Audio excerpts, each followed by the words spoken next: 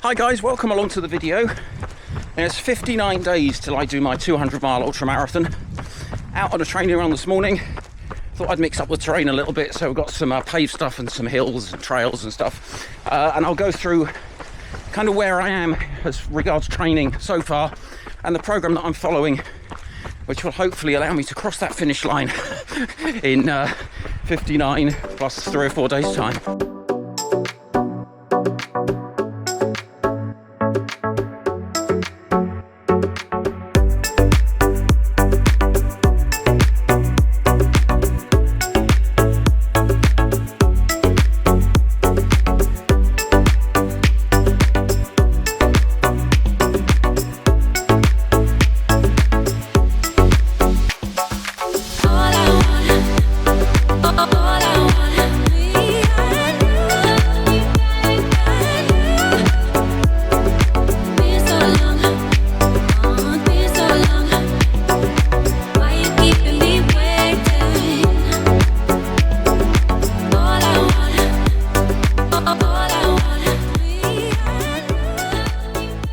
Oh, nice. So I had a bit of a stretch there on the tarmac and the paved surfaces, which I don't enjoy.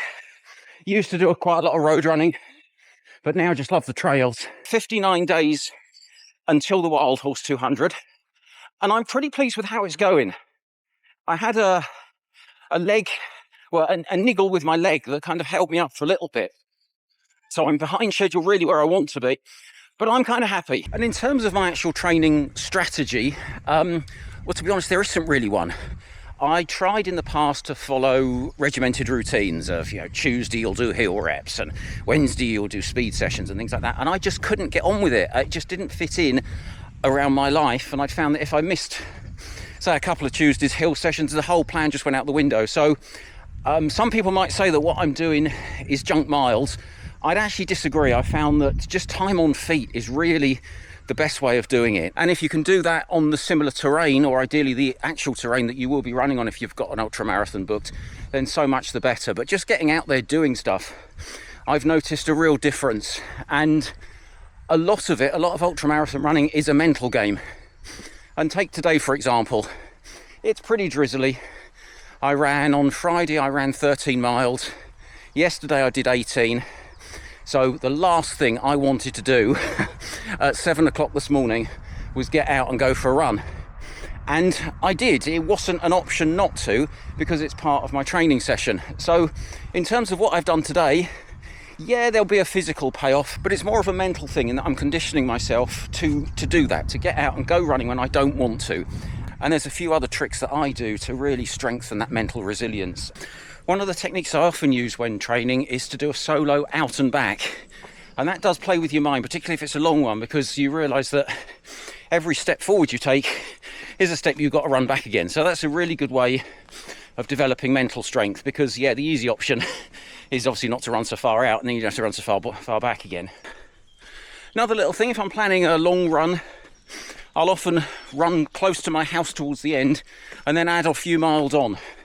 And again, that really helps me to strengthen my mind and not take the easy option. Obviously, the easy option would be to duck out early and not do that extra loop, but I try and add that as well. And it's all things like that, just to try and build that mental strength. In fact, a friend of mine has a saying, treat yourself like a during training. And that's what I try and do. So you kind of make the conditions as bad as you can for training.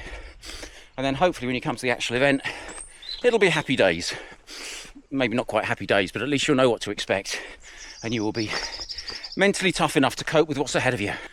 Running depleted is also something I do, but you have to be quite careful about that and know that it's within your limits. So I'll often go on a run and just take water with me, no other form of nutrition. So, by the end of that, you are really starting to feel it. But do be very careful with that, particularly if you are out on a hot day, and don't actually exceed anything that you can't do.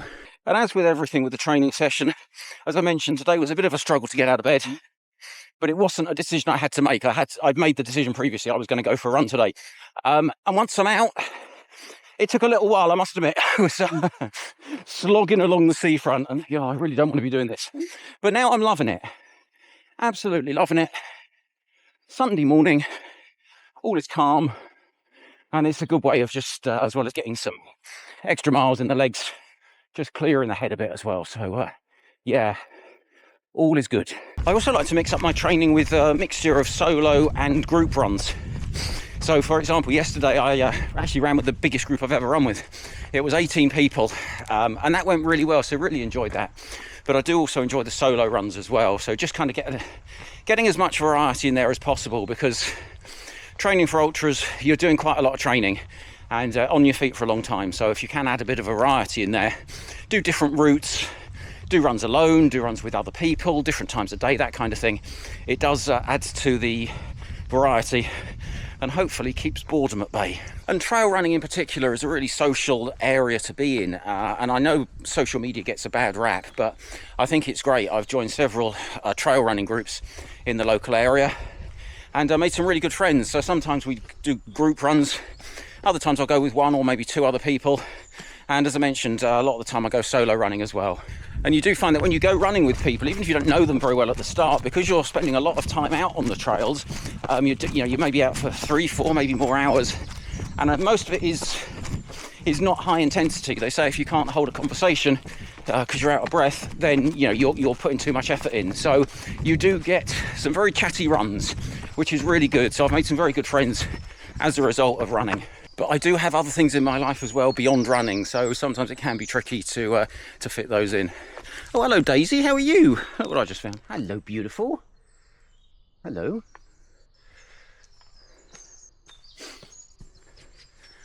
Now, although I often come across cows when I'm running, I am quite wary of them. But pleased to know, I got to go across there, and they're fenced in that field there. So yeah, which is a relief. Yeah, so maybe you're toying with the idea of doing your first ultramarathon and thinking, oh, it's beyond me. I'm not physically fit. Obviously, you need a reasonable level of fitness, but it's so much is the mental attitude. And it's very low intensity, the running itself. And it really is that you've got to be out there and up doing it. Oh, got some soldiers on parade here.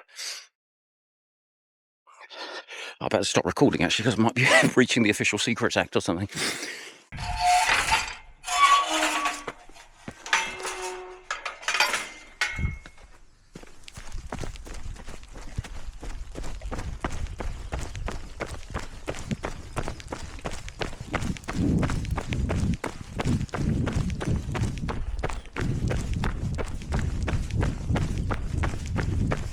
Well, I've never seen that before. I often run through this area, and where I was actually on a public footpath. But yeah, to run through see a yard with a sergeant major, or wherever he was, bellowing out orders to the recruits. I did have my camera with me rather discreetly, so I don't know if that came out, but if it did, I'll bung it on the video. Yeah, so particularly if you are looking at training for an ultramarathon or just doing trail running, it would be very much worth teaming up with some other trail runners in your area. And even if you live in a city, there are trail running groups around. Lots of the people that I ran with yesterday came down from London. So trail runners, you do find, tend to travel a little bit further. And it is nice, you've kind of got that accountability. If I didn't get up and do this run on my own today, nobody would have really been bothered. But when you've said to people, yes, I'll be there, there is that kind of, obviously the run still would have gone ahead, it wouldn't have ruined anyone's day had I not turned up, but there is just that extra bit of accountability if you know you're going to be letting other people down.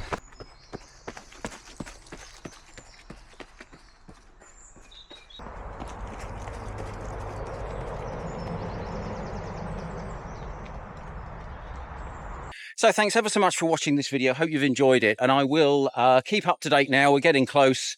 Wild horse has always been something that's been in the future, like next year, next month, whatever. And now 59 days to go. It's on my radar, definitely. So yeah, starting to get very close, and I'll do regular update videos and let you know how I'm going, together with hints and tips that I've found for running ultra marathons. Now, I'm by no means an expert, but just kind of what's worked for me.